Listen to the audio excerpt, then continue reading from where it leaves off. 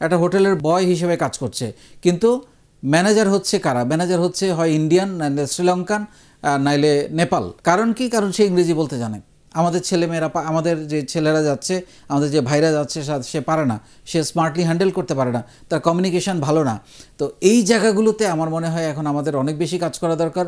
আমরা যদি আমাদের 2%টাকে 20%, 30% করতে পারি, আমাদের ফরেন রেমিটেন্স কিন্তু 16-17 বিলিয়ন থেকে 50 বিলিয়ন হওয়া মাত্র সময়ের ব্যাপার। 3-4 বছর, 5 বছরের মধ্যে কিন্তু এটা করা সম্ভব। কিন্তু এগুলো আমরা সবাই জানি, কিন্তু কোথায় যেন কেউ যেন এটা নিয়ে করছে না। সবাই শুধু MBA, BBA এগুলো নিয়ে ভাবছে। এগুলো দিয়ে তো হবে না।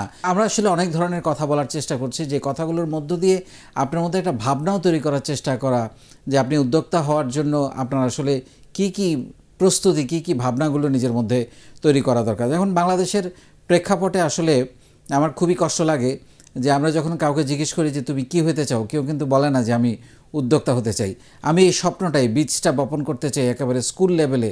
আমাদের যারা লেখাপড়া করেন তাদের মধ্যে একেবারে স্কুলে যখন এম ইন লাইফ আমরা লিখি যে আমি ডাক্তার হতে চাই, আমি ইঞ্জিনিয়ার হতে চাই, আমি BCS ক্যাডার হতে চাই, তার সঙ্গে সে এটাও একজন আরেকজনকেও বলবে যে আমি উদ্যোক্তা হতে চাই। কারণ বাংলাদেশের লাখো লাখো মানুষ বেকার, লাখো লাখো ছাত্রী প্রত্যেক বছর ছাত্রছাত্রী পাশ করে বেরোচ্ছে, তাদের জন্য তো চাকরি নেই। তাহলে তারা কি করবে? তারা কি বসে থাকবে? Definitely not. আমি মনে করি সে যদি নিজের চাকরিটাও নিজে জোগাড় করতে পারে, এর চেয়ে বড় ব্যাপার, এর চেয়ে ভালো ব্যাপার আর কিছু হতে পারে না। অ্যাকচুয়ালি আমাদের দেশে একটা ট্র্যাডিশনাল সিস্টেম আছে যে যারা ভালো ছাত্র, মানে যারা ফার্স্ট ডিভিশন পায় বা 70-80-র উপরে নাম্বার পায়, তারা বিজ্ঞান বিভাগ পড়বে, তারা ডাক্তার ইঞ্জিনিয়ারিং পড়বে। যারা মিডিয়াম লেভেলের 40-50 পায়, তারা কমার্সে পড়বে, ব্যাংকে বা কোথাও চাকরি বাকরি করবে বা হিসাব লিখবে বিভিন্ন প্রতিষ্ঠানে, অ্যাকাউন্টেন্টের কাজ করবে। এবং যাদের সন্তুষ্টি শুধুমাত্র 33 নাম্বার, তারা মানবিক বিভাগে করবে। ছোটোবেলা থেকে কিন্তু আমরা এভাবেই আমাদের ছেলেমেয়েদেরকে তৈরি করে আসছি।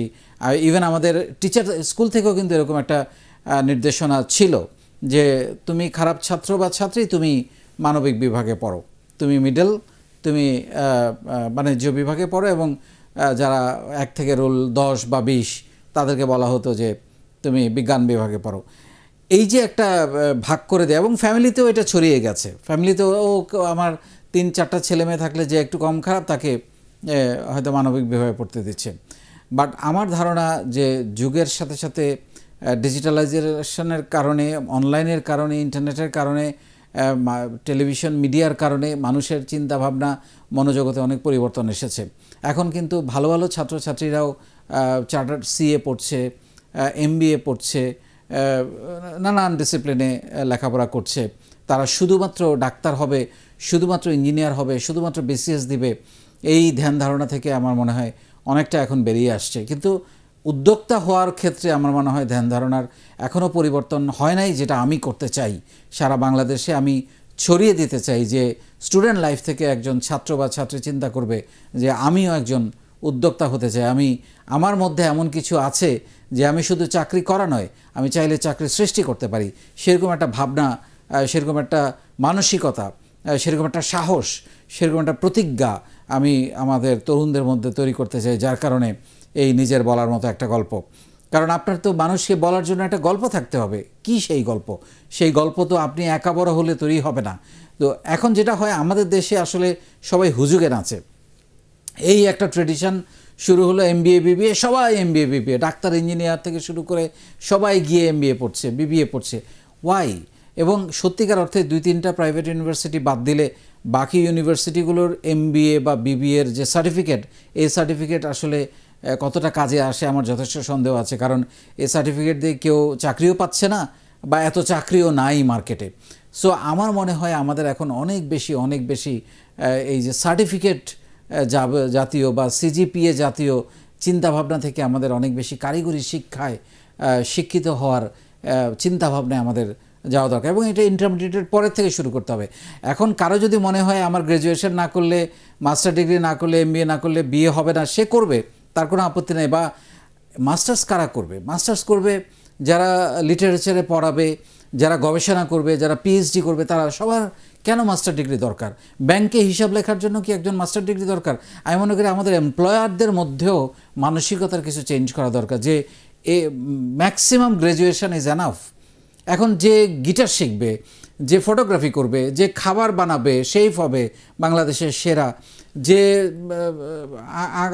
আঁকাআঁকি করবে, যে খেলাধুলা করবে, তাকে কেন ভূগোল পড়তে হবে, তাকে কেন MBA পড়তে হবে? আমি ঠিক বুঝলাম না।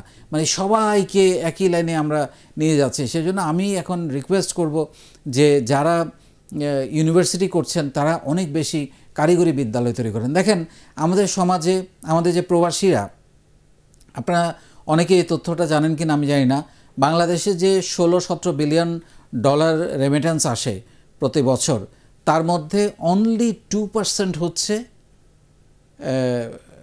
মানে স্কিল্ড, যারা স্কিল্ড এমপ্লয়ি, যারা বিদেশে কাজ করেন, যারা অনেক বেশি বেতন পান, তার সংখ্যা মাত্র 2%। 17 বিলিয়নের মধ্যে মাত্র 2% হচ্ছে স্কিল্ড। আমাদের প্রায় 1 থেকে 1.25 কোটি আমাদের মানে আমাদের শ্রমিক বা বিভিন্ন স্কিল্ড আনস্কিল্ড লোকজন দেশের বাইরে থাকেন, আর বাকি 98% হচ্ছে আনস্কিল্ড এবং সেমি স্কিল্ড। কেন? Imagine the figure. এখন আমরা যদি এই ফিগারটাকে চেঞ্জ করে আমরা যদি স্কিল্ড, যারা এই যে আনস্কিল্ড হয়ে যাচ্ছেন তাদেরকে সেমি স্কিল, যারা সেমি স্কিল হয়ে যাচ্ছেন তাদেরকে একটা ফুল স্কিল্ড করে আমরা যদি কারিগরি শিক্ষাটা বাড়িয়ে পাঠাতে পারি, তাহলে আমাদের এই 16 বিলিয়ন কিন্তু 32, 40, 50 বিলিয়ন হতে জাস্ট দক্ষতাটা বাড়ানো, আর কিছুই না। শুধুমাত্র দক্ষতাটা বাড়ে। আমি যেহেতু আমাদের নিজের বলার মতো গল্পের কারণে আমি যেহেতু হাজার প্রায় 30-40 হাজার প্রবাসীদের নিয়ে কাজ করি, তাদের সাথে আমার কথা হয়। তারা বলেছেন যে আমি শুধু যদি ইংরেজিটা একটু জানতাম তাহলে কিন্তু আমি এখন হয়তো 800 দেরহাম পাই, আমি ইংরেজিটা জানলে 2000 দেরহাম পাইতাম মাসে বেতন। তাহলে এই যে একটা চেঞ্জ, এইটা নিয়ে কিন্তু আমাদের কেউ ভাবছে না। আমরা কিন্তু এইগুলোতে চাইলে অনেক পরিবর্তন আনতে পারি।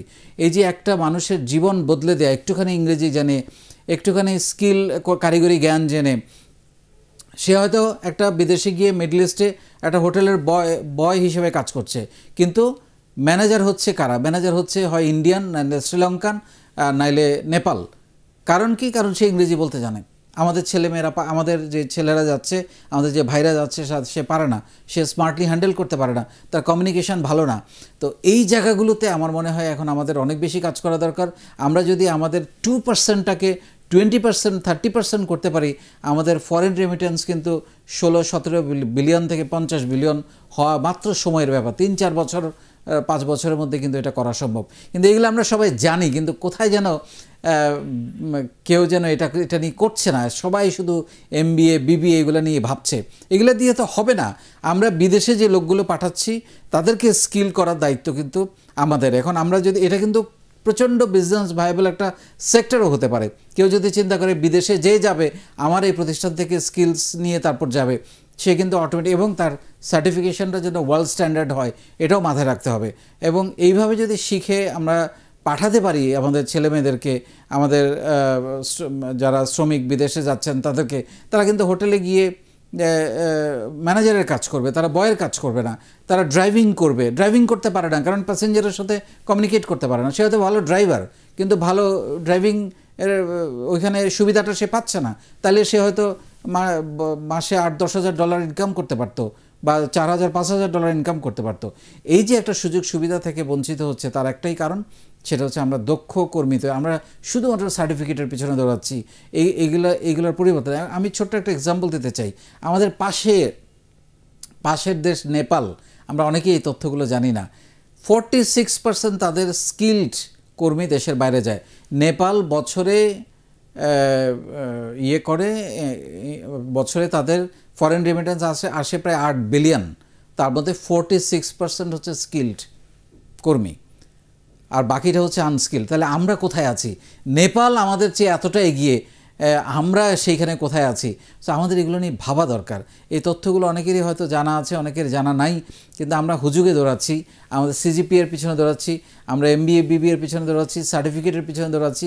এই সার্টিফিকেট কোনো কাজে আসবে না যদি আপনার মধ্যে স্কিল না থাকে, এবং সেই স্কিলের কাজ করে যাচ্ছে প্রতিনিয়ত নিজের বলার মতো গল্প। সো আমি আপনাদের বলবো যে আপনারা অনেক বেশি সার্টিফিকেট সম্পন্ন লেখাপড়ার চাইতে আপনি ইংরেজি শেখেন, আপনি কোনো একটা হেভি ইঞ্জিনিয়ারিং, লাইট ইঞ্জিনিয়ারিং কাজ শিখেন।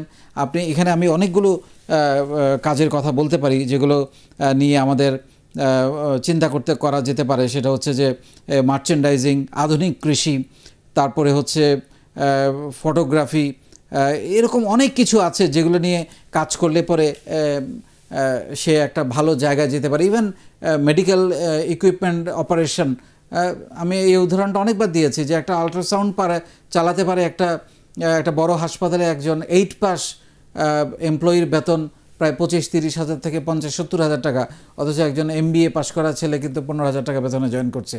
তাহলে আমরা আসলে কি করছি নিজেদেরকে একটু ভাবা দরকার। সো স্কিলের কোনো বিকল্প নাই, এবং আমি সবাইকে অনুরোধ করবো এই সার্টিফিকেট CGPA মাথা থেকে ঝরিয়ে নিজেকে একজন স্কিল কর্মী হিসেবে তৈরি করুন। আপনার জন্য উদ্যোক্তা হওয়া, বড় বড় প্রতিষ্ঠানে কাজ করা, বিদেশে গিয়ে কাজ করা, সমস্ত পৃথিবী আপনার জন্য ওপেন হয়ে যাবে। অনেক ধন্যবাদ।